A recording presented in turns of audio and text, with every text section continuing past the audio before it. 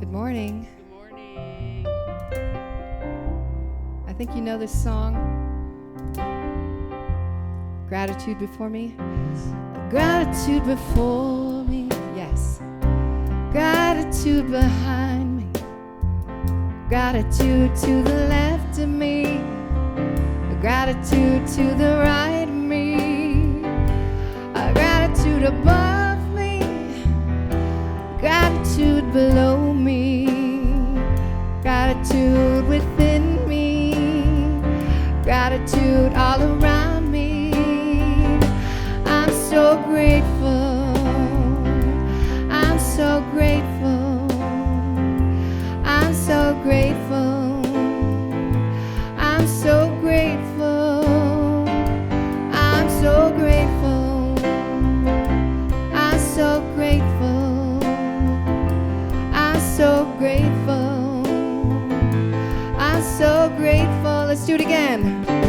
Gratitude before me. Gratitude behind me. Gratitude to the left of me. Gratitude to the right of me. Gratitude above me. Gratitude below me. Gratitude within me. Gratitude all around me. I'm so grateful. I'm so grateful. I'm so grateful. I'm so grateful. I'm so grateful.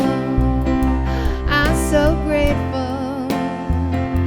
I'm so grateful. I'm so grateful.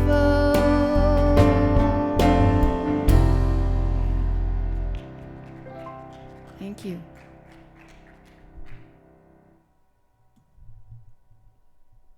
Good morning. You can hear me very well? Good. So, I'd just like to welcome everybody here today. Thank you for showing up.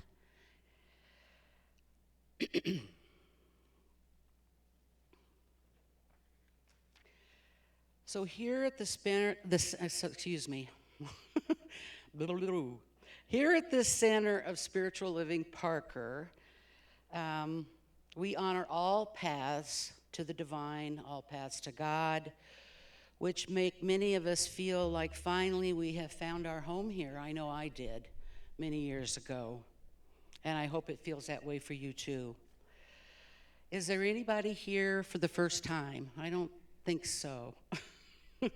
Somebody raised their hand, of course it was a fib. Okay. I'm going to just jump on into it, and let's talk really quick about what we have regarding announcements. So, Dr. Vern, would you go first?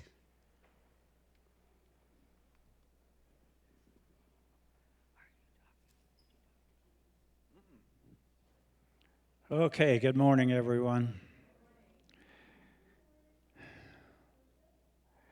Our deepest fear is not that we are inadequate. Our deepest fear is that we are powerful beyond measure.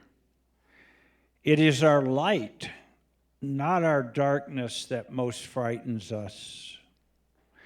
That is from Marianne Williamson, A Return to Love. This pretty much summarizes the new course that we're offering here at CSO Parker, and it is called Revealing Your Greatness. And the 6 weeks will be devoted to letting go and dropping all those parts of ourselves that we thought were real, that really have been weights that have held us down.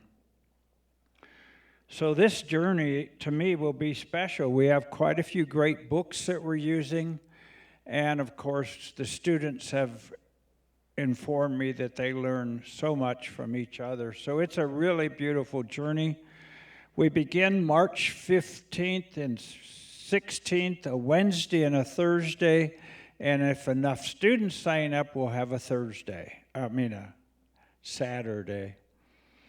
All right, I guess Felina's not the only one that's going blah, blah, blah, blah, blah, blah. So that's all, folks. That's good. Okay, now the next person is Amy. She would like to give you an update on the expo.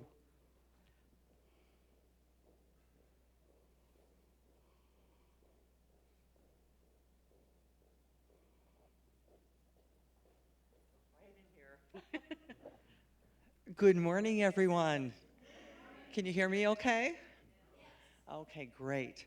Well, as most of you have heard, we have completely filled the expo. We have over 115 booths. The vendors are absolutely amazing. The variety is incredible.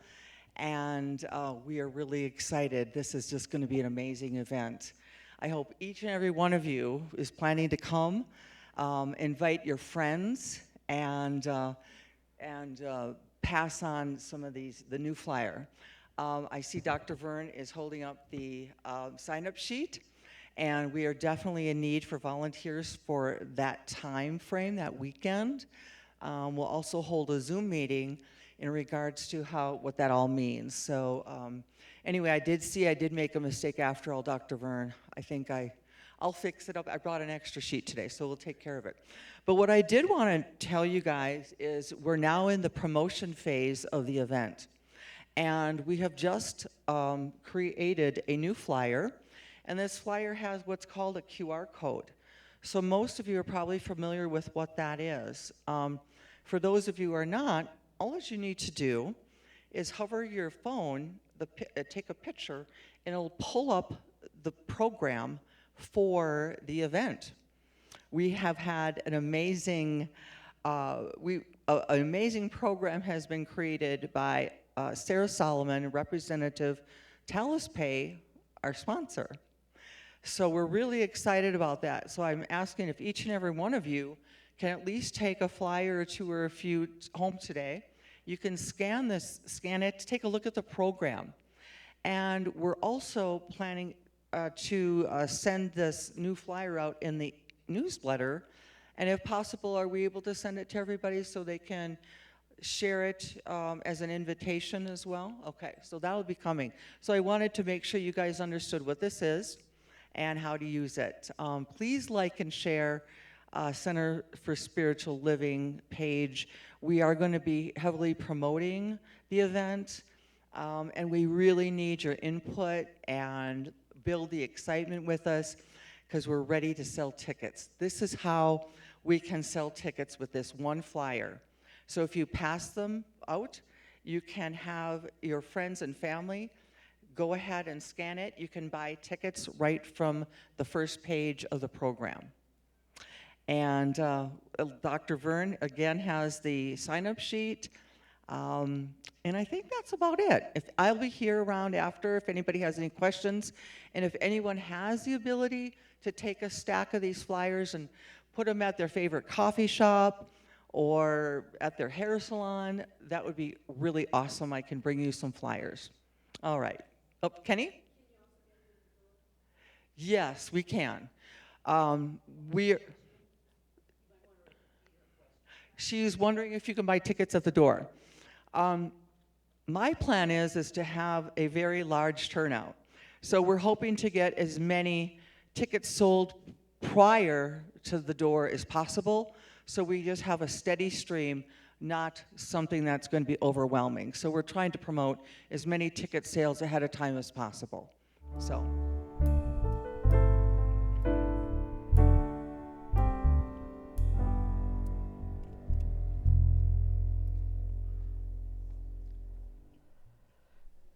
Okay, I'm going to first go into a meditation. Secondly, do a spiritual reading and then the invocation. So let's prepare for the meditation. Just get comfortable in your seats, please. Close your eyes.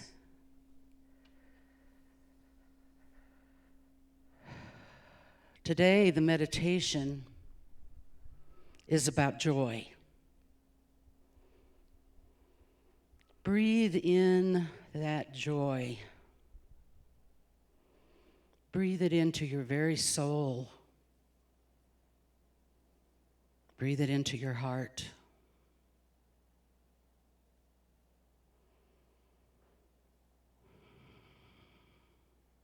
Think of all the things that are joyful for you. It can be people, places, etc., etc. Make it what it is you want.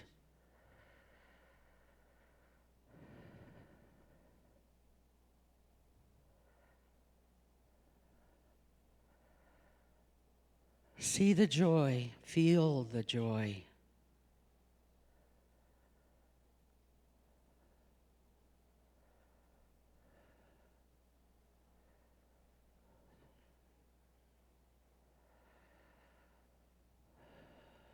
Joy is very powerful, contagious.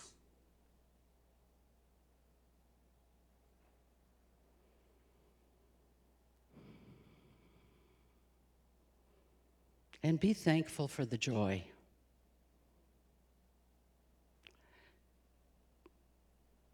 Give gratitude for the joy that you have in your life and all those many ways you experience it.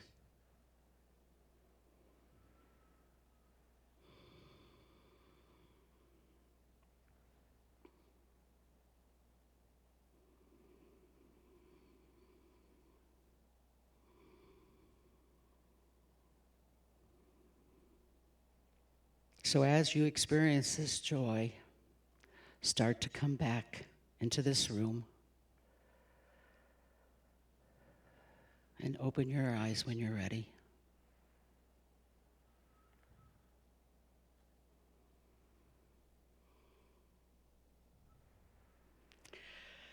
Okay, so the reading today is from The Science of Mind by Ernest Holmes. It's chapter 6, Man's Relationship to the Spiritual Universe. And boy, we can hear that wind a-howling. And man reenacts the nature of God. So Ernest, in the time he wrote, the pronoun was he, but I want you to realize that when I say the word he, that's reflected in his literature, it is all of us.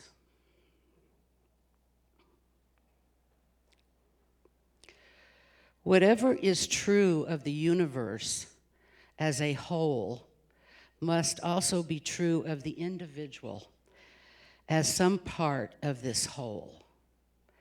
Man is evolved from the universe as a self-conscious, thinking center of living spirit. Wow.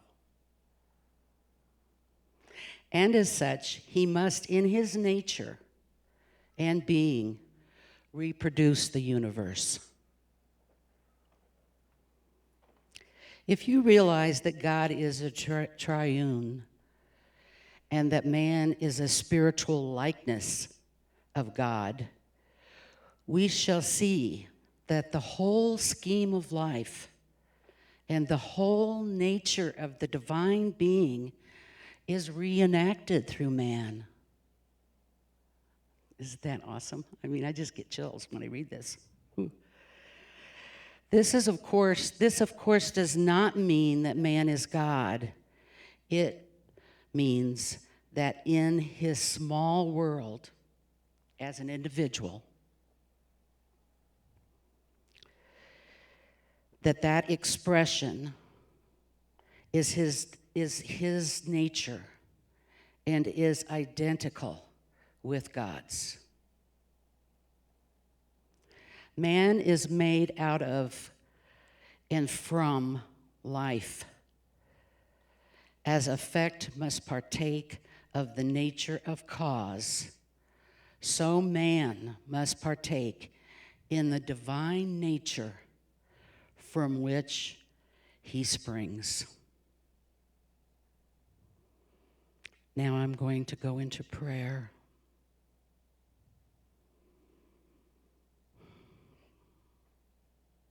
the divine Father, the divine God, the divine everything. So peaceful, so joyous, so loving. I know this. I know this with the essence of my heart, soul, and body.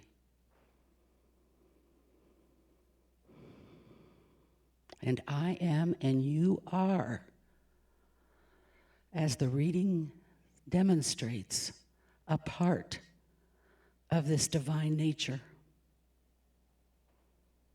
Connected, all of us. And as this message giver today is Colleen DeFry, and as she said in the newsletter to us, each of us is a unique seed that God has planted here on earth. Let us seek to discover once more what it means to be perfectly ourselves as a divine essence of God and grow in God's field of truth. And so it is. And now we will have a song. Yes, we will. So I love it when I first of all, I'm just so excited to hear what Colleen has to say, because I just love this concept. Be yourself, because everybody else is taken. And I don't know if I ever shared this with you, but the way I work is I get song angels giving me the songs for the week. So as soon as I read that, this is the song that popped in. And if you know it, go ahead and sing it with me. I like that. Whether I'm right, whether I'm wrong, whether I find a place in this world or never belong, I've got to be me. I've got to be me. What else can I be but what I am? I want to live, not just survive. And I won't give up this dream of life that keeps me alive. I've got to be me. I've got to be me. The dream that I see makes me be what I am. That faraway prize, a world of success, is waiting for me if I heed the call. I won't settle down, I won't settle for less. As long as there's a chance that I can have it all, I'll go it alone. That's how it must be. I can't be right for somebody else if I'm not right for me. I've got to be me. I've got to be me. Daring to try to do it or die. I've got to be me. Oh, I've got to be me.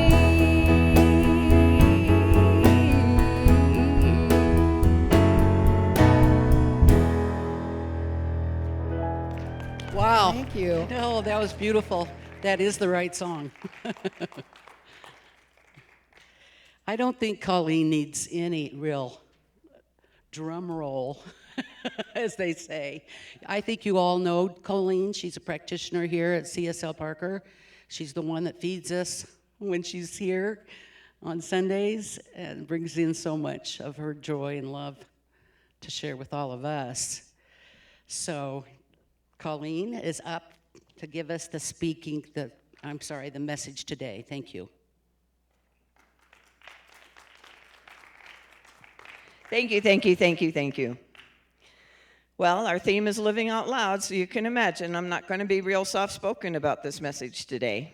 And I'm going to be calling upon you to make sure that you're loud with me. But first, I'm going to tell you a little story. There was a minister, and he passed away. And of course, as we know, all ministers go to heaven, right? So he's up at the pearly gates, and he's waiting to go in. But in front of him, there's another gentleman, right? So ahead of him is this guy. Now, he's dressed in sunglasses, and he's got chains on, and he's got ripped jeans, and I mean, he's just really a colorful sort, right? And so sloppy clothes. And so the routine when you get to heaven to the gate is you have to step forward, and you're asked what your name is. So he steps forward, and he says, "Hey, I'm Jack Thomas Jr., and I'm a taxi driver in New York City." So St. Peter just pulls up his list, and he's consulting it, and he looks at it, and he smiles, and he says, "Come on in, and I want you to take your silken robe that's over there, and then your gold staff that's over there." All right, says the taxi driver. So now it's the minister's turn, and he steps up, and St. Peter says, "Well, what's your name?" He says, "Well, I am Joseph Snow, and I've been the minister of the Presbyterian Church for 43 years. St. Peter says, "Thank you." He looks at the list, and he says, "Well," he said, "Joseph, would you step over there, and you take your cotton robe, and you take your wooden staff?" Well, and the minister looks at me, he says, "No, just wait a minute." He said, "That man before me, now he was just a taxi driver, right? And he got the gold staff, and he got the gold robe. What happened to me? Why didn't I get that?" And St. Peter looks at the preacher, and he says, "Well," he says, "you have to understand, up here, we base things and our rewards on results." And he said, "I just have to tell you, while you preached, people slept. While Jack drove, people prayed."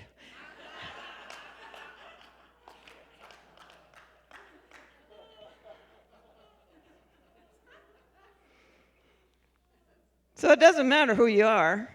It's what you got, right? It is. You got to be me. And you have to do it with joy. When we were asked to pray and think of a joyous moment, I wrestle a little bit because I have a 7-month-old puppy. And she's decided to be a counter cruiser. And I was really happy with her until all of a sudden I saw her pull down a half a pound of butter. And I said, "All right, I love you for who you are, but some things are going to have to change," right? And that's kind of what happened to us in life. As children, our parents loved us, but they had to say too, but some things are going to have to change. And some of those were things that were good, that helped us stay who we were, and some of them actually kind of boxed us in. And so now we need to think about who we really are. And it's hard to do that, right? How do we go back to, like me, go back to the little Colleen and go, who was little Colleen? And that's a moment we each need to think about ourselves. Who were we when we were that free spirit that knew the world was good and that we just had natural love? We had playfulness, we had joy. We didn't care if we had toys. All I had was my brother's leftover plastic Indians and worn out blocks. And I was playing cowboys and Indians, which right now, of course, politically would not be acceptable. But at the time, I was having fun. And the other thing I did is I went out into a junkyard. We had junkyard, right? And there was this old cook stove out there. And there were these old pans. And guess what? I played that I was a chef. So I haven't left that behind. I can't help but enjoy food in my life. And that's what each of us needs to think about. So there's a great statement that was made by Breen Brown offering us a definition on how do we get to be that person. Our authenticity is the daily practice of letting go of who we think we're supposed to be and embracing who we are. And that came from the gifts of imperfection. And I love that title, Gifts of Imperfection, because we're not perfect. And when I had to reflect on my life, and I thought, no, I certainly wasn't perfect. I thought about, when did I learn the most in life, and when did I develop the most stories? It's when I failed, or when I was imperfect. Matter of fact, I was just this little farm girl, right, and all this wholesome stuff, right, and then my first year of college, it was time to bust loose. So my best friend went to college with me, and we decided that we wanted to take a weekend trip to Minneapolis, St. Paul. And so we hitchhiked, right? So here I am. I got my blonde little pigtails. I got this little gypsy top. I got pink pants, and I got this little pink overnight bag. Certainly, anyone who saw me on the road was going to have an impression, right? So she and I put our thumbs out, and you would have sworn we were in a Cheech and Chong movie, okay? Because this car drove up. It was an old Cadillac, smoking out the back, all right? And it was filled with people, and it was filled with smoke, too. But we hadn't seen anyone else for a while, so we got in. She was in the middle of the front seat. I was in the middle of the back seat, and the doobies were passing across me. And here I am, this kid just out of the farm in Minnesota, never exposed to any of this, right? So I thought, okay, this is the only adventure I'm going to have on this trip, right? We'll get to Minneapolis, St. Paul, we'll be fine, right? Well, we didn't make any hotel reservations, right? We said, well, we'll just go find a hotel and where the most action is in the city. So we went to a street called Hennepin Avenue. And you probably don't know anything about that particular street, but you're going to find out from me. Because she and I said, okay, we got to find a cheap hotel, right? So we came up to this hotel, and it had a blue door, and it had waves like the ocean on it. And I thought, well, it's got to be pretty cool. You know, maybe they'll have water beds or something like that. So she and I go up these steps, and it's dark. I mean, really dark place. And not hauntingly bad in smell, but just kind of weird, right? So then we get up to the cage where we want to check in and get our keys and get our room. And it's got jail bars over it. And I thought, well, that's kind of odd. I thought hotels were like all the Holiday Inns, right, you know? And so I said to him, my friend and I would like a room for the night. And there was this long pause. And this man goes, dear, you don't want to stay here.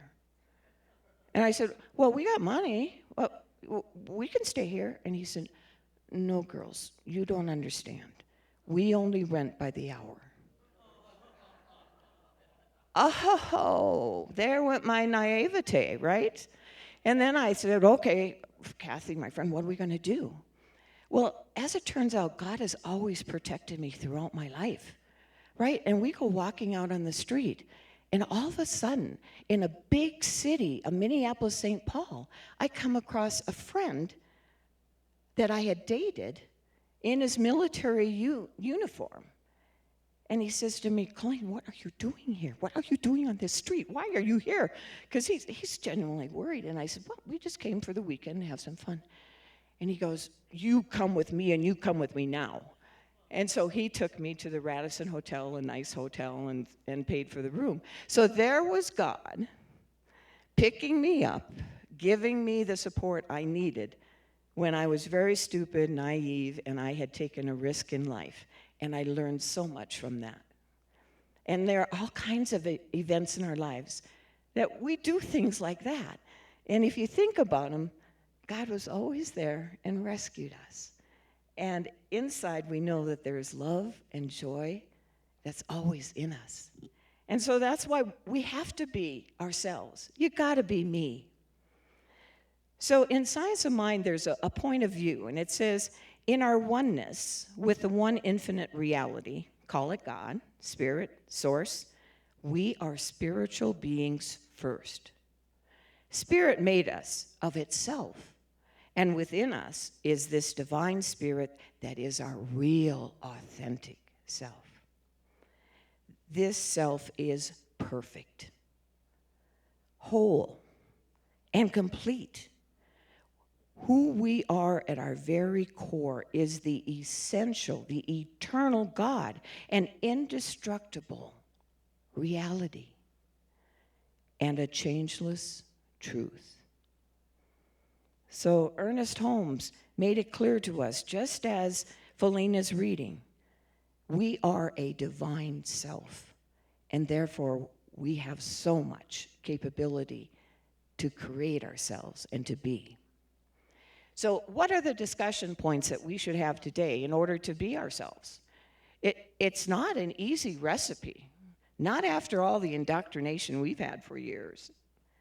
But the first one is to cultivate an awareness of who we are. So the moment we were born, people, the environment, everything started changing us. We all got preoccupied with being perfect, okay? Matter of fact, that word haunts me today. I had gone for the first time in my senior year, I went to a party for graduation. And for the first time, I drank beer. And I came home. And my dad said to me, he said, "You've been drinking." I said, "Yes, Dad, I'm not perfect." And he said to me, "If anyone should be, you should be." Talk about a wake-up as far as expectations. And he didn't even know about all the other stuff I'd done. This was just drinking beer, right? So our life is about striving to be the best version of ourselves. Being the best version is something we strive for, but we never really achieve it. So don't think there's some kind of end goal out there. It's something we achieve in the moments. But there are moments that we're not ourselves either. Matter of fact, we have failures, but as long as we're making progress in being who we want to be, our real selves, then that progress will actually fill us with gratitude. It's the gratitude that we experience now, and it's the hope for the future, for who we want to be. And the fact is, it's that progress that delivers happiness to us. So when we thought of joy earlier, that was when we talked about progress. I went to a Broncos game with one of my friends this fall, and we brought with us her granddaughter. And I looked at that little granddaughter and I said, "Oh, wow, this is her first football game." And my dear friend kind of surprised me when she responded and said, "Every day is her first something." And it was such a simple statement. And I realized every day is our first something too. So for each day, we should be asking ourselves, am I better today than I was yesterday? Because that's how we become our true version of ourselves. That's the path to progress. We have to remember, we are capable of extraordinary things, but each of us is different. Our unique abilities make us more suited to some things than to others. I remember that in school, I thought I wanted to be in the choir. And my dad and I were out in the barn and we were milking cows. And I said, "Dad, I'm going to sing for my competition, the Star Spangled Banner." And you know, I'm not a Whitney Houston, right? And so at the completion of that song, he said, "Well, Colleen," he said, "I could tell you poured your heart into that." He said, "But you might want to think of something else for your future." And so I did. 2 weeks later, the band instructor sent out the notice to the parents and said, we're forming our band and we need kids in the band. Come into the school and pick out an instrument. So my dad said, come on. He saw in me that an instrument with the dedication I had just might work, right? So I showed up at the school, but I had like a 1 o'clock appointment in the afternoon. I didn't have the 9 a.m. one, right? And I had my heart set on playing the sax. I just wanted a sax so bad. And the band instructor goes, I'm sorry, we've got too many sax players. We need clarinet players. And my dad looked at me and he said, it's what your grandpa played. So I said, okay. So I joined the band. Now, in the band, I wasn't a first chair clarinetist. I wasn't a second chair clarinetist. I was a third chair clarinetist, right? I didn't really put my heart into it. I didn't practice much, but I was part of a group, of a band, just like we're part of this community. Our excellence is how we draw from each other, not just who we are as one person. And I had the great fortune to be in a band that toured Canada. We toured Banff and Calgary and everywhere. What a gift that was. I was in a marching band, and we marched in so many cities in parades. That was cool, right? And I met a lot of cute guys, too. So the things we get to do in life sometimes show up for us, and sometimes we make the most of them, and then sometimes we don't. Because it came to the day where it was my junior year. I had just completed, it was the summer, and it was time to go into my senior year, and we had clarinet lessons with the band instructor in the summer. And I hadn't been practicing. So I showed up and I played what I was supposed to play, and my band instructor looked at me and he pounded the table. He said, Colleen, you could be so good if you would just practice. And I just looked at him and I said, well, Mr. Kuznick, you just helped me make a decision. I quit. Because I realized it wasn't in my heart, it wasn't my spirit. And so I shifted, and I went into plays, and I went into extemporary speaking, and I went into oral interpretation. I did the things I loved, and that was the gift God gave me. The gift to not be afraid to share a message. So somehow, the failures, the mistakes, the different things we do all take us to where we need to be. And we're all here today because we know the truth in each of us. We know we've made mistakes. We know that today we can laugh at them. And we know that every day there's something new. And we celebrate that. So that's cultivating your awareness. The second one is cultivating the passion or the compassion you have for yourself. When you think about the mistakes or the troubles or the days that aren't so good, it's time to look at that and say, am I being my authentic self in what I'm doing today? Have I showed up and done something that I did begrudgingly? Or did I show up because it was something that I wanted to do? And did I do it because I had the compassion in myself to do that? In this thing called You that you've heard us read from by Dr. Holmes, he states, truth, your soul belongs to the universe. Your mind is an outlet through which the creative intelligence of the universe seeks fulfillment. Your truth, your God, seeks a fulfillment of you, who you are, every day. So if we're cultivating that compassion for ourselves, loving ourselves, there's another piece that we have to have, and it's cultivate courage by being vulnerable. Try something. You'll try lots of things in life throughout your human existence, and some of them you'll be good at, some you'll be great, and some you'll just go, well, that's not my new wonderful something. Remember this at all times. Being yourself will never lead you to your own self-destruction in any manner or degree.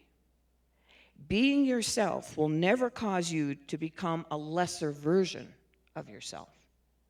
And being yourself means that everything you do and say will help others to become better versions of themselves.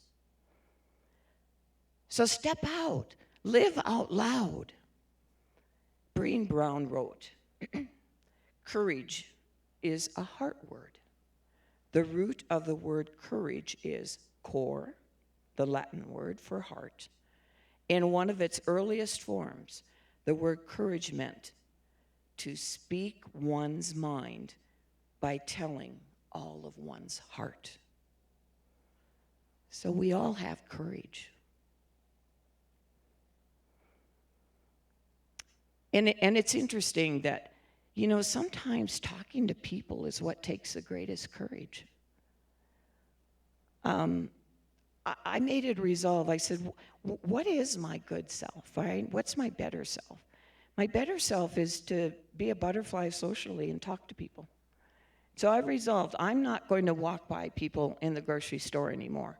I'm not going to ignore them. I'm not going to ignore the person that needs something from the next shelf when I can get it for them, right? I'm not going to be the person that I can tell just needs a little hello and a look in the eye. Because when this center, actually, we had individuals that went into the homeless areas. And one of the greatest messages I got out of that was that the people there said, if you would just look us in the eye, just acknowledge that we're here. Acknowledge that we exist and that we're human. We're not in the same lifestyle you are, but we are human. And that's the most important thing that we can all do anytime we're out and about, is have the courage to communicate with others. I went to Walmart, and they had this great sale on winter coats, $5 a coat. And I said, you know what, $5 a coat, wow, that's pretty cheap. So I went and I filled my cart with as many women's coats as I possibly could. And I got out to the checkout, right? And the woman looks at me and she goes, these aren't all the same size. I said, oh, no, they're not for me. I said, they're for the women's shelter in Castle Rock. She goes, oh, that's great. So she was checking me out, and then she was telling me her story about, as a checker, that she had this woman that came in with a little boy, and the Christmas stuff was on sale. And the little boy was holding this little Christmas tree.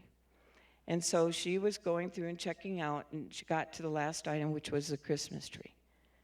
And she said, Tommy, I'm sorry, I don't have money for that Christmas tree. We'll have to leave it. And here the checker, Karen, she just looked, and she thought, oh. So she finished ringing her up, and then she saw the little boy walking off, and he wasn't crying. He wasn't pouting. He was being good. He understood, right? And so she rang it up and paid for it herself, and she went running after them, and she caught them right before they went out the door in Walmart. And she gave the little boy the tree. And she had never seen a greater expression of gratitude from a child than that little boy getting his Christmas tree. So it's the little things. They come from inside. They come from love that we have for others and the love that the divine has put in us. And we will make a difference. So in conclusion, it all starts with getting to know yourself. Your self-inquiry and your spiritual practice bring awareness. And so when we pray, when we meditate, that's when we're bringing our awareness out. It's when we're listening to the God in us. That is where we get the help to get in touch with our thoughts and our feelings. And they're necessary to live a conscious, good life. Emerson wrote, imitation is suicide. To live a life as someone other than your authentic self is not to live your life at all.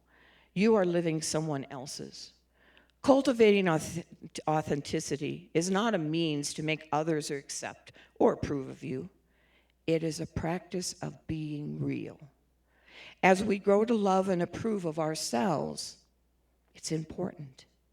It is you becoming authentically you, because everyone else is already taken as we know. Today, you were each given a packet of seeds. If I missed you, we got more. To remind you to plant the seeds of your uniqueness. Each seed is unique, as all of us have perfect qualities each of you possess.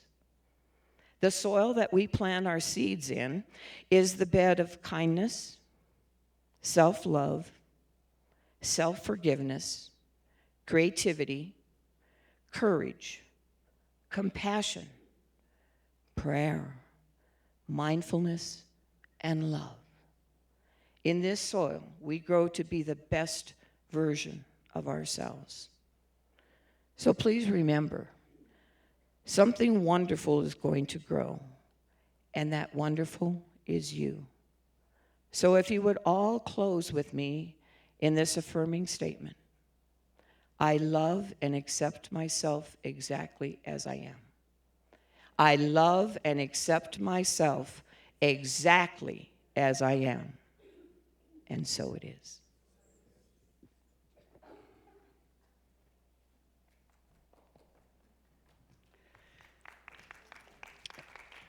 She took me down memory lane when she gave that message. And also, it's something that I think of once in a while. I need to think about it every day, but it's to ask yourself, what have I done today to make myself proud? And now we'll have some more music.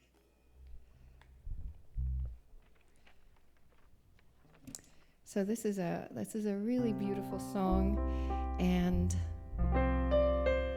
it's kind of like a blessing.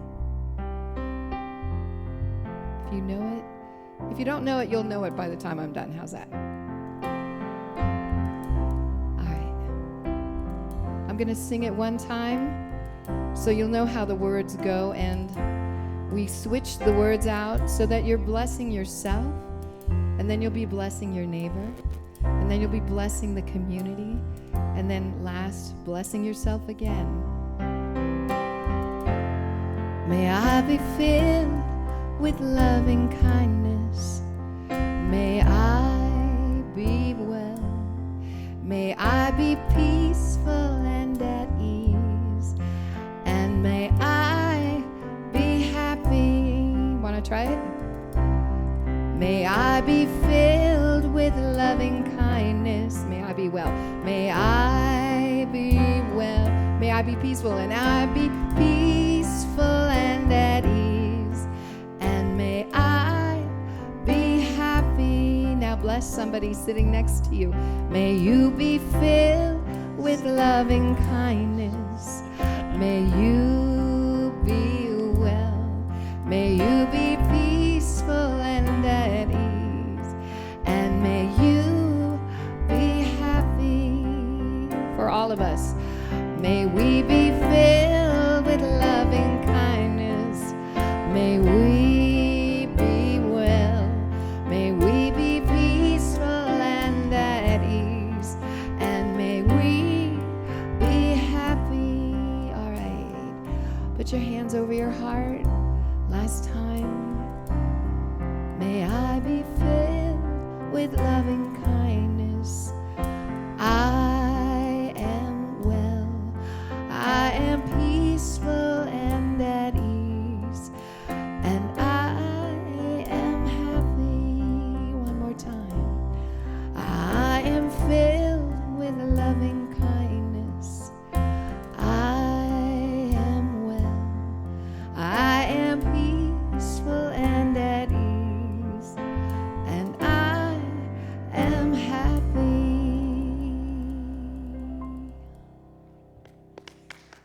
Oh, so beautiful. Thank you.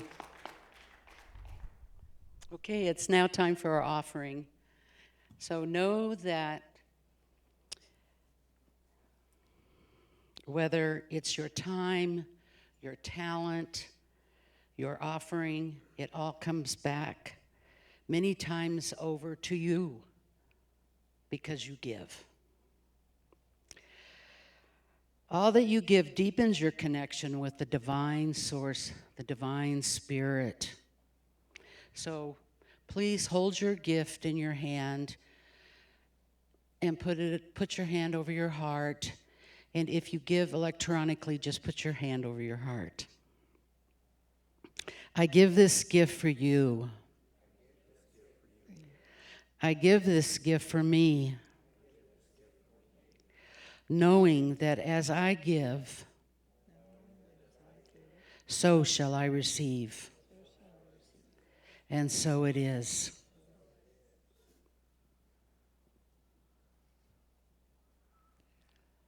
All right. So this is a perfect song for offering. Sorry, I tend to noodle. You poor guys, you're like, what's happening? Okay. All right. Song Angels threw this one up at me yesterday. 1, a 2, a 1, 2, 3, 4.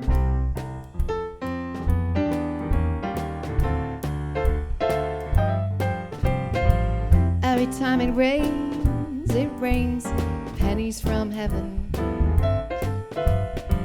Don't you know each cloud contains pennies from heaven?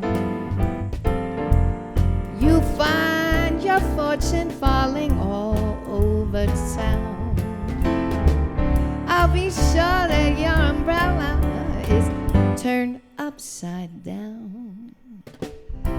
Trade 'em for the package of sunshine and flowers.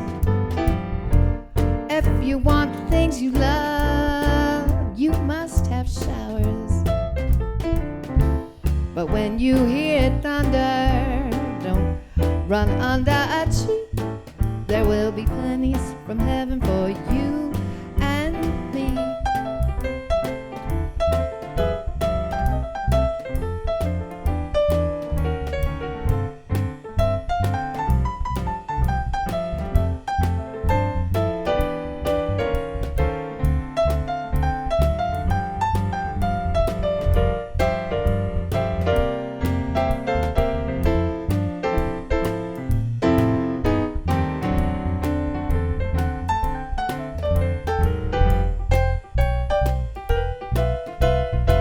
Trade them for a package of sunshine and flowers.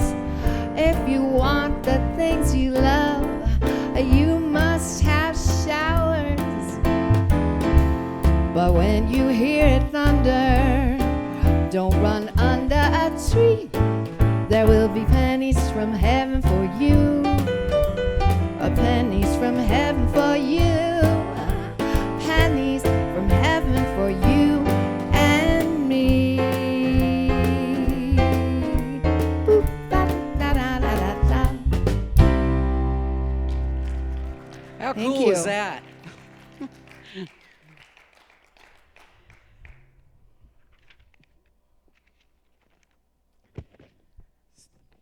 So I bless this money and giving, that it circulates in the power of Source, and it lives on its own through all of the variant ways that it exists to spend and be good and give peace and give joy. And so it is.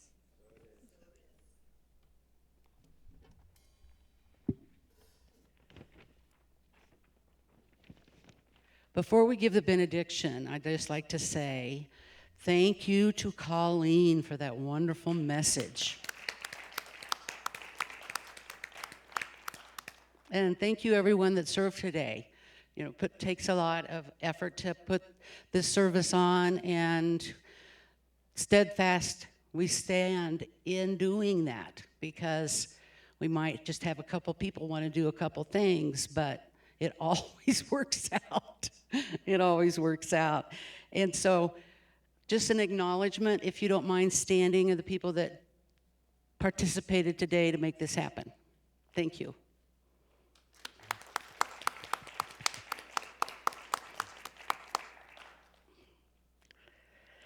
Also, I want to say one more thing, that the practitioners that wear these shawls, thank you, robes. Yeah, anyway, we are here to help you and pray with you. If you have something that is upsetting you, disturbing you, and you want to just get over that and realize something different in your life, then we can help you do that. So take advantage of that. The practitioner will be over there, and you may talk to them about anything that is going on in your life today. I also like to say thank you all for coming. There will be refreshments. Thank you, Colleen, again, for bringing so many refreshments, and I think she brought her great chili, which is a wonderful dish. And I just asked Colleen if you would give the benediction.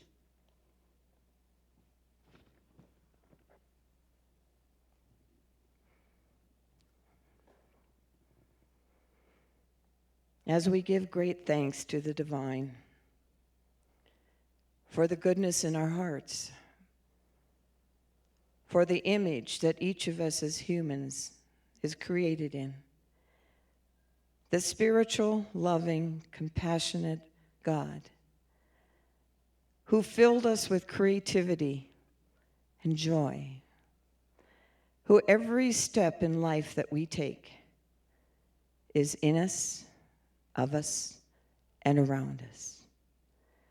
So as we leave our spiritual community today, where we've been embraced and encircled with love, we know that we go out into this world to share our smiles, our sunshine, and our knowing, to demonstrate the truth that as the divine, we are perfect, whole, and complete human beings. So join me in saying, and so it is. All right, so we're going to send all that good energy that we all accrued here today out back into the world with the peace song. So if you want to stand up, I don't know if you join hands or if you just hold your hands out to indicate, I don't know what you do. Okay, we're going to go faster than that though.